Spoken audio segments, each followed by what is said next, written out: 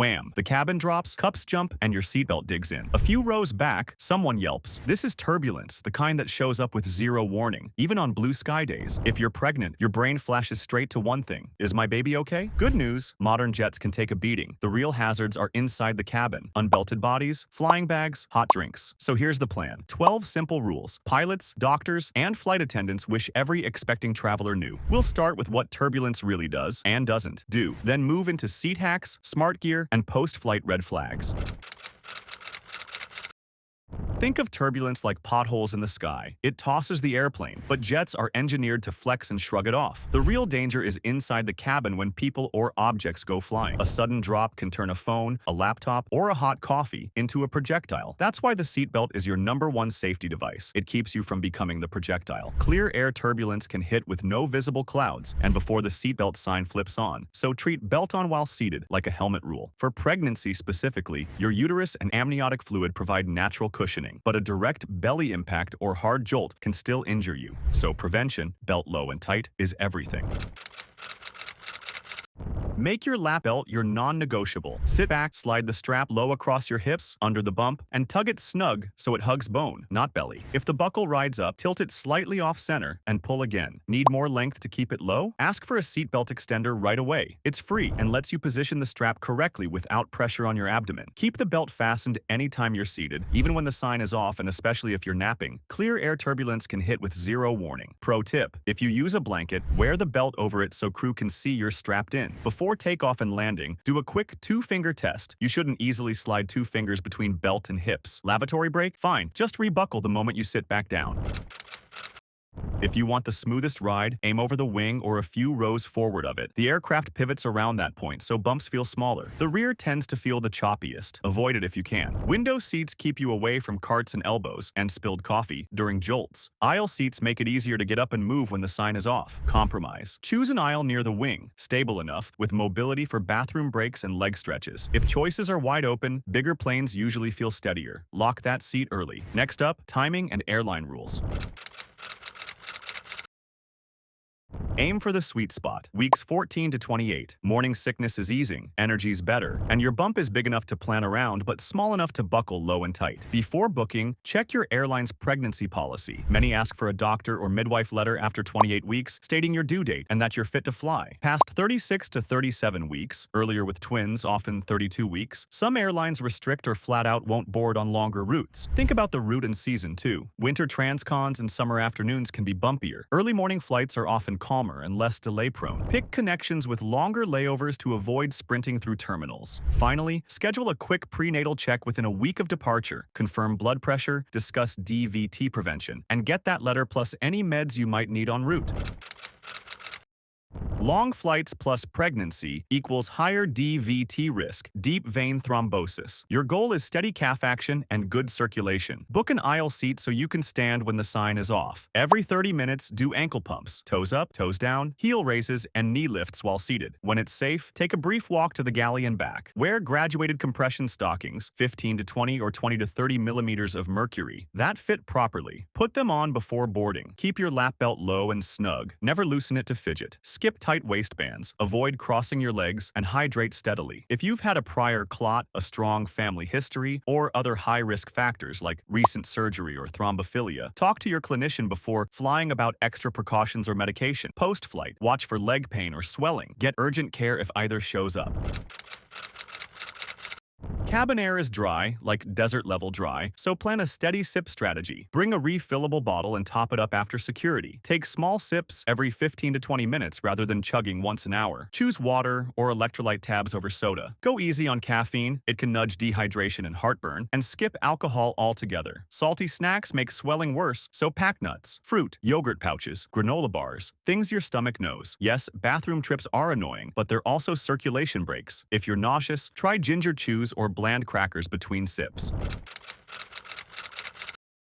Here's how injuries actually happen. The plane jolts, a laptop flies, a latte splashes, someone's elbow whips sideways. Fix it before it starts. Put heavy items in the overhead and small stuff under the seat. Zippers closed, backpack strap looped around a seat leg so it can't launch. Latch your tray table between sips and meals. If service starts during choppy air, say no to hot drinks. Pick water with a lid or a can you can cap. Keep the aisle clear, nothing leaning out. If you're traveling with a partner, make them the runner so you can stay belted while they stow, fetch, and tidy.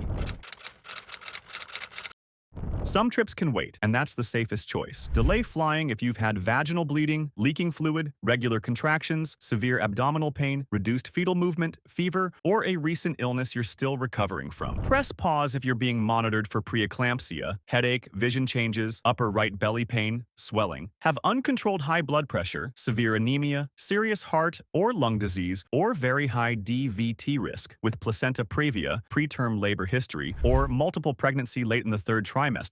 Ask your clinician before booking anything. Recent surgery? Get a green light first. If you do need to travel, pick non-stop routes, stay near care on arrival, and make sure insurance covers pregnancy complications. No itinerary is worth gambling with your health. Rebook and fly when the odds are on your side.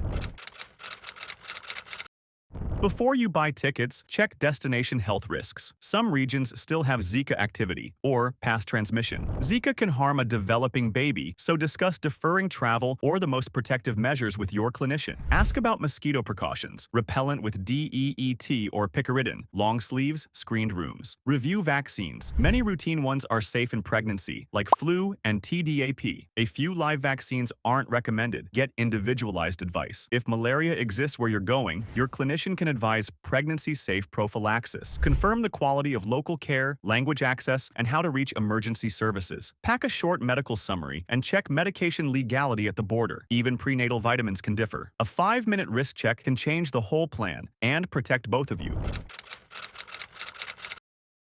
Put your essentials in one slim folder. Due date letter, if needed, a 1-page prenatal summary, blood type, meds, allergies, key history, copies of ultrasounds and lab results, and your clinician's contacts. Add travel insurance that explicitly covers pregnancy complications, premature birth, and flight changes, and save the 24/7 assistance number in your phone. Screenshot your itinerary, hotel address, and the nearest hospital at your destination. Carry a credit card with international coverage and a small cash cushion. Keep it all in your personal item, not the overhead, so it's reachable even during long seatbelt stretches. Paperwork isn't glamorous, but it's gold when minutes matter.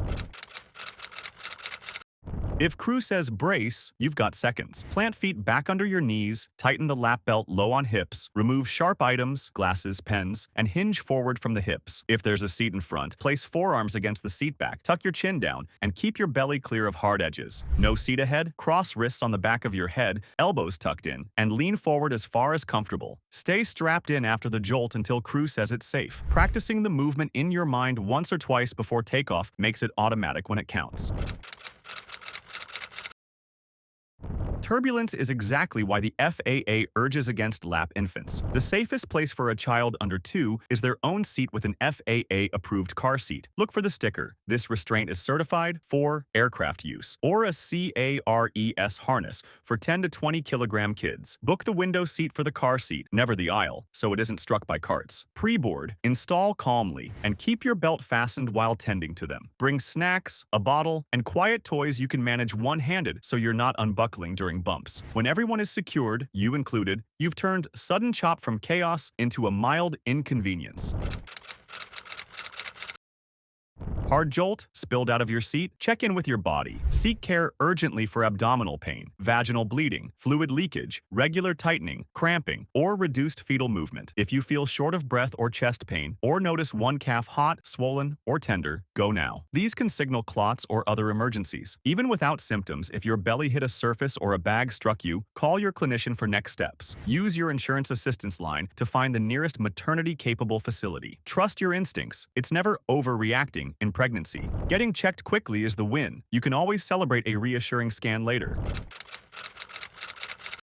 Compression stockings, refillable water bottle, light snacks you already tolerate, doctor, midwife letter, greater than or equal to 28 weeks, prenatal summary and contacts, meds, in original bottles, sanitizer and wipes, small lumbar pillow, empty zip-top bag for queasiness, eye mask, earplugs for rest, pen for forms, scarf/hoodie for warmth, spare underwear/pads, and a card with due date plus emergency contacts. Turbulence isn't the villain. Unsecured people and objects are. Keep your belt low and tight, claim the calmest seat, hydrate, move smartly, and have your paperwork ready. Know when to delay, how to brace, and what red flags mean get checked now. Do these, and you'll turn choppy skies into just another story, one you and your baby ride out safely. If this helped you feel prepared, like this video, subscribe for more clear, no-panic pregnancy and travel tips, and share it with the friend who's debating that baby moon flight.